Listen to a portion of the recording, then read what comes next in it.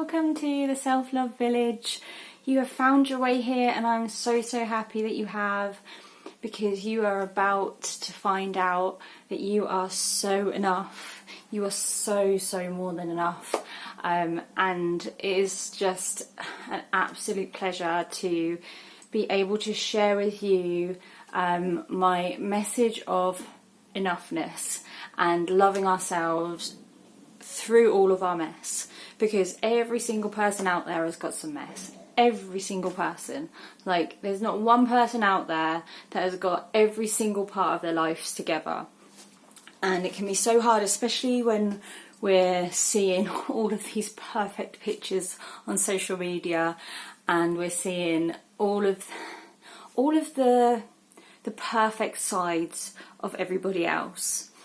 And we forget that there is always another side, and although we totally want to celebrate the areas in which the people we know and love have got their lives together, sometimes it's hard to see past their supposed perfection, and it just makes our lives seem a lot more messy, and it makes you feel like you're constantly comparing yourself against other people and never measuring up. And like, we're all trying to, run on this wheel, this hamster wheel that we call life, and we're not getting anywhere because we're constantly chasing things to make us feel like we're enough. And it's not things that are ever gonna make you feel that way. There is literally only one way that you can do this, and that is from getting that worth, changing your core beliefs, seeing yourself as a worthy, deserving human being, and actually seeing like how amazing you actually are. And each one of us has got something inside of us that is unique. It's a unique gift, and it's just about opening yourself up to finding that uniqueness and that enoughness, because we've all got it, every single one of you, and one of us. I'll include myself in that. Just about 3 years ago, I was in a place where I'd been for the past 30. I was absolutely disgusted with my body. I was disgusted with myself. I hated myself, basically. A lot of the times I'll dress it up as having a bitchy inner voice, or having really bad days with depression. But that was like dressing it up, because in all honesty, I absolutely hated who I was, and not just who I was, but more what I was. And I constantly didn't feel enough. I constantly felt shame and guilt around money, around my kids, around everything. I wanted to change everything about my body. I wanted plastic surgery. I was like, every day just felt like I was walking in treacle, and that I just would never ever measure up to anybody. And the expectations that I put upon myself were actually put upon me by me. But I didn't realise, because I was too far in it. I was too far in the sludge to see that all of these shoulds and these expectations that I was falling short of were actually made by me. And they were too high. I just expected perfection. I expected perfection from myself and perfection from my body. And nothing I did ever was good enough. And so I didn't feel good enough. And no matter what I tried or what I thought would save me, there was nothing out there that could save me.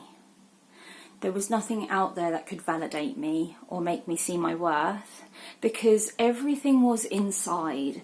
And it all started... I'll tell you the quick story now. I actually had a miscarriage, and even after I was told it was definitely going to be a miscarriage, my body held on for like 2 whole weeks. The whole process took months, and I was I was laying in bed and I wouldn't allow myself to cry, and I was like really talking to my body like, how the hell did you do this? Why did you do this? Why are you making me suffer this way? You know, we need this to be over. I can't cope with this anymore. And then all of a sudden, bam, it hit me. And it was like my body was holding on to this baby because she believed that she could save this baby. And like my entire life, it was like my body's been protecting me. Like all as I look back throughout my life, it was like, and it was all in an instant, like my body had been protecting me my entire life. Like she wasn't punishing me, she wasn't, you know, ever, like even when I had really bad illnesses, she wasn't like letting me down. She was constantly trying her hardest to give me everything that I wanted. And there I was, I wouldn't even let her cry for a baby that she was losing, that I was losing. Like I wouldn't even let my body cry. I wouldn't let myself cry. And I was like, where the hell's the compassion? Where's the compassion for myself? Where the hell's the compassion ever been? Because I hadn't. I'd been, up to that point, I'd been absolutely punishing my body every single day, punishing her. Expecting so much, too much of her, expecting perfection, and yet, what was I giving her? I was giving her crap food, I was giving her no exercise, I was giving her a really negative environment to live in, hateful words every second of every day. How could anyone thrive in such a hateful environment? And it just like, it just hit me like a ton of bricks, like, everything up to that point had been my body protecting me. Like the only thing my body ever put first in front of me was my babies. Like my babies when, you know, like breastfeeding or growing a baby, like that's when my body would put me on the back burner and look after them. But apart from that, it was always me that she was putting first. And I just thought, hold on a minute, well, if that's true for my body, then that's also true for my brain. Like my OCD and my depression and, you know, and my anxiety, so many anxieties, it's been a protection. It's the only way my body knows how to protect me. And that night was the moment that I set about to try and find what self-love was, and why it'd been so hard up to that point to even think about it. And over the past 3 years, I've had lots of things happen. I've had lots of times where I've lost self-love and I've gained self-love, and I've learnt so much about myself, and then I've chucked it away and then I've gained it back again. And it's like, it's a full-on commitment. It's a full-on commitment. It's a relationship with yourself. And actually only you have the answers. Like I am here as like a great big mirror so that you can just see yourself in all of your glory. Like that is all of my goal is to plant a little tiny seed of hope, of like realistic expectations, of compassion, of empathy, so that you can see yourself for who you truly are, and you can see how much your body has been trying to protect you.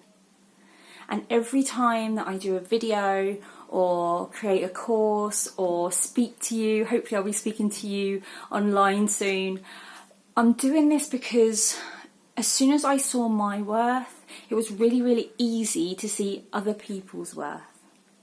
It was really easy to see all these people that were putting such weight and hardship on themselves and they didn't need to.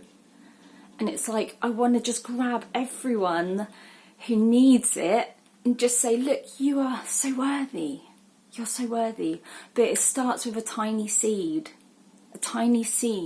that maybe I am. Maybe I can do this. Maybe I don't need fixing.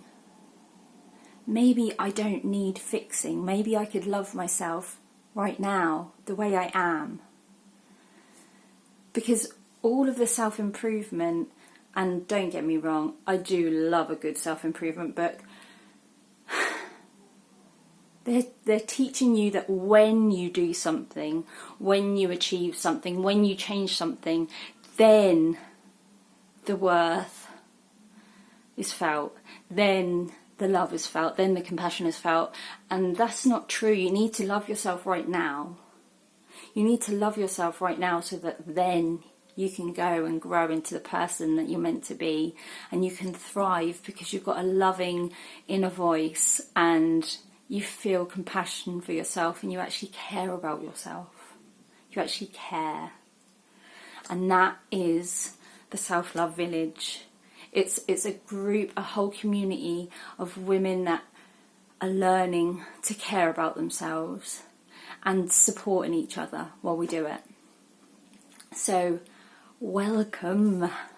And I'm so happy to have you here. You are not a number. You are not a click or a like or anything like that. You are a person that is joining our community, and we are just so happy to have you. See you soon. Bye.